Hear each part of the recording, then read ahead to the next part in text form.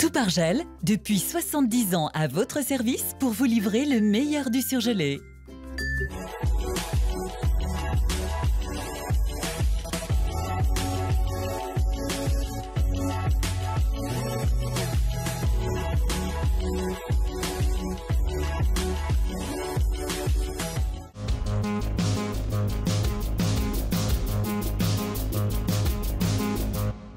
Gérard Collomb contre-attaque aujourd'hui après les perquisitions réalisées à son domicile et à l'hôtel de ville. Gros plan sur la nécropole nationale de la Doua et puis des nouvelles fresques murales consacrées à l'œuvre de Tony Garnier. Le matin à 6h30, je dirais à l'heure du métier, ça surprend toujours un peu. Il en parle avec humour, mais on sent bien que Gérard Collomb ne s'est pas totalement remis des perquisitions réalisées hier à son domicile et à l'hôtel de ville. Visé par une enquête préliminaire pour détournement de fonds publics, le maire de Lyon a souhaité réagir ce matin. Moi, je n'ai rien à cacher. Je crois qu'en 40 ans, on a beaucoup essayé, quelquefois, de chercher des failles dans ce que nous faisions.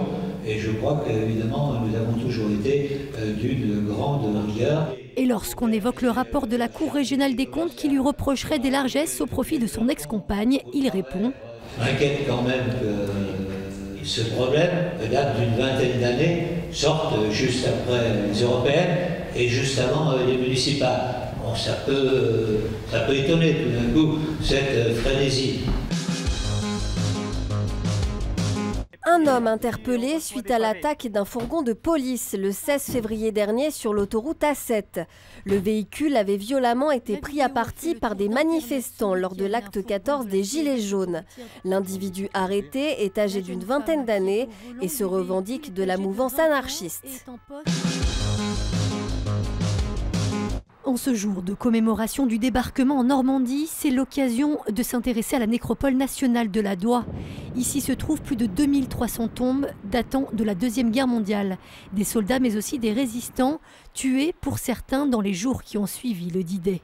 En préparation de l'arrivée des Alliés, il y a eu la volonté de vider la prison de Montluc et de massacrer des prisonniers. Donc, il y a eu plus de 550 victimes en quelques mois, dans les jours qui ont suivi le débarquement. C'est l'un des plus grands cimetières militaires de France. Sa particularité, ce carré dédié à la Royal Air Force et ses sépultures toutes identiques. On a une unité de ce carré-là qui est différent des autres stèles que vous pouvez voir, qui respectent la religion, la nationalité des personnes qui sont enterrées ici. Une exposition consacrée à cette nécropole aura lieu en septembre prochain.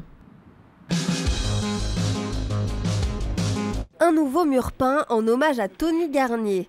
Située dans le 8e arrondissement, cette peinture cartographie le patrimoine de l'architecte à Lyon.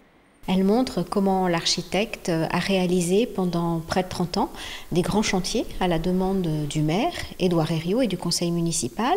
Mais Garnier a réalisé aussi sa villa particulière et d'autres maisons, des usines et des monuments commémoratifs dans toute la ville.